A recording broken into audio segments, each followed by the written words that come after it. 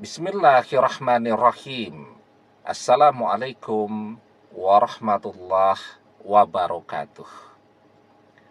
Bapak-bapak, ibu-ibu, mas-mas, mbak-mbak, khususnya adik-adikku sekalian yang dirahmati Allah dimanapun Anda berada. Kembali di Iip Channel bersama saya, Iip Wijayanto. Kali ini kita akan membahas tema di saat hati merasa amat sangat kangen kepada mantan. Ngintip media sosial mantan justru jadi tambah kangen. Nah, jadi mungkin kita pernah atau bahkan mungkin masih sering merasakan itu ya. Kangen yang tak terlukiskan kepada mantan.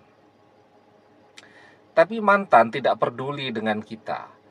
Kita mencoba untuk mengobati rasa kangen itu yang semuanya justru membuat kita jadi tambah kangen kepada mantan. Kalau kemarin cuman kangen saja, ini mungkin saking kangennya kita sampai mengigau ketika tidur, kita sampai merintih ketika curhat tentang mantan dan seterusnya, ya. Maka apa yang harus kita lakukan? Nah, orang kemudian mencoba kan melakukan sesuatu untuk mengobati rasa kangennya tadi. Misal pakai jaket yang pernah mantannya berikan ya. Atau kemudian dia mencoba untuk melewati rumah mantannya. Berharap siapa tahu ya melihat mantan berdiri di pagar rumahnya. Atau kemudian dia juga berusaha untuk mengobati rasa kangen itu dengan mendatangi tempat-tempat yang punya sejarah antara dia dengan mantannya. Berkunjung ke tempat-tempat wisata yang punya kenangan yang kuat bersama dengan mantannya. Atau kemudian dia juga berusaha mengobati rasa kangen itu dengan mengintip media sosial mantannya. Tetapi semua cara yang dia lakukan untuk mengobati rasa kangennya tadi justru menambah rasa kangen tadi kepada mantan. Ya. Nah, semakin sering dia melihat misal foto-foto kenangan, sedang jalan, sedang piknik, sedang makan-makan bersama dengan mantannya, justru membuat dia jadi tambah kangen. Ya, begitu juga ketika dia melihat perubahan pada diri mantan. Ngintip media sosial mantan itu kan bisa membuat orang mengetahui apa hal-hal yang baru pada diri mantan. Kok sekarang melihat mantan tambah cantik, mantan tambah ganteng, dan seterusnya, dan itu membuat hatinya justru tambah kangen. Nah, jadi segala cara yang dia lakukan untuk mengobati rasa kangennya tadi, bukannya justru terobati, malah semakin membuat dia kangen tak tertahankan kepada mantannya. Nah, sekarang apa yang harus dia lakukan? Yang pertama ya, dia harus sibuk. Karena apa? Karena kalau dia tidak sibuk, dia punya begitu banyak waktu ya untuk ngintip media sosial mantan dan seterusnya. Ya jadi tambah kangen. Tetapi ketika dia sibuk dengan pekerjaannya, ya, dia sibuk dengan aktivitas kuliahnya, dia sibuk mengerjakan hal-hal yang produktif dan bermanfaat untuk dirinya, maka rasa kangen tadi itu paling tidak bisa dia alihkan. Ya, itu yang pertama tuh. Kemudian yang kedua, dia harus banyak bergaul dengan teman-teman, dengan sahabat-sahabatnya. Jadi ketika dia menyendiri, ya, maka rasa kangen itu akan semakin menguat. Tetapi ketika dia mencoba untuk menghabiskan waktu-waktu senggangnya tadi, ngobrol dengan sahabat-sahabatnya, jalan bareng dengan sahabat-sahabatnya, ya, Mungkin juga bisa curhat dengan mereka ya, karena mereka adalah orang yang juga kenal baik mantan seperti apa dan seterusnya.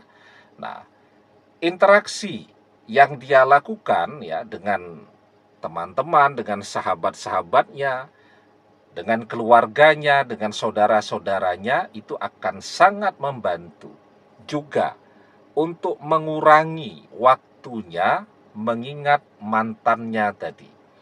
Tapi kalau dia rebahan terus, berdiam diri terus di kamar, justru rasa rindu itu akan terus muncul. Rasa penasaran untuk ngintip terus media sosial mantan akan terus hadir dan seterusnya. Nah, kemudian yang ketiga nih yang paling penting.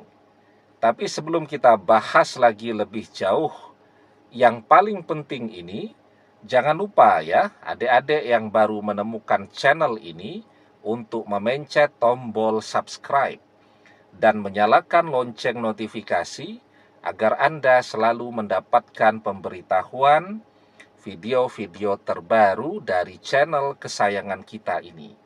Dengan subscribe, doa-doa kita selalu terhubung sehingga kita selalu bisa berdoa bersama-sama ya.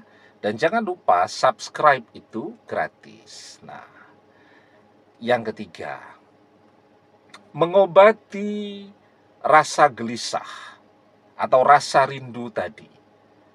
Kalau fisik tentu bisa diobati dengan obat-obatan. Misal sedang pusing, bisa minum paracetamol ya. Apalagi itu, misal kakinya pegel gitu ya, terkilir misal gitu. Bisa minum asam mafenamat ya. Kemudian gatal-gatal, ada obatnya. Tetapi ketika hati, nah, maka obat dari hati yang gundah dan gelisah itu adalah dengan berzikir kepada Allah. Maka di dalam surat Ar-Ra'd ayat yang ke-28 kita diajarkan, alladzina amanu wa tatsma'innu qulubuhum bizikrillah, ala bizikrillahi tatsma'innul qulub, yaitu orang-orang yang beriman dan hati mereka menjadi tentram dengan mengingat Allah.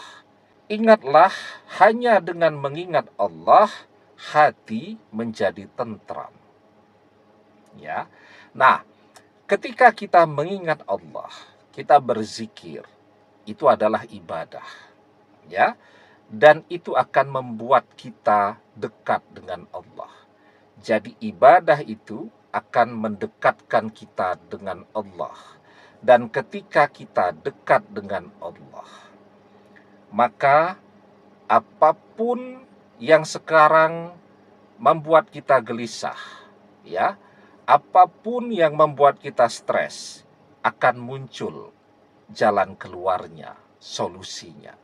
Karena ketika hati gelisah, mengobatinya dengan zikrullah, dan zikrullah itu adalah jalan ketakwaan. Ketika seseorang bertakwa kepada Allah, maka jalan keluar dari seluruh hal yang sedang dia hadapi. Misal diberhentikan kerja, atau menganggur belum dapat kerja, atau tidak lulus kuliah, termasuk juga perpisahan dengan mantan, akan terlihat semua solusinya. Maka kita diajarkan, wa may yattaqillah yaj'al lahu makhraja wa yarzuqhu min haitsu la yahtasib. Dan barang siapa yang bertakwa kepada Allah, wa may yattaqillah yaj'al lahu makhraja, niscaya Allah akan memberikannya jalan keluar. Wa yarzuqhu min haitsu la yahtasib, dan Allah akan memberikannya rezeki dari arah yang tidak pernah terfikirkan olehnya. Nah, karena itu, ketika hati gelisah, perbanyak berzikir, mengingat Allah, hati menjadi tenang, solusi pun akan langsung kelihatan. Demikian, semoga bermanfaat. Wallahu a'lam bissawab, billahi taufik wal hidayah. Assalamualaikum warahmatullahi wabarakatuh.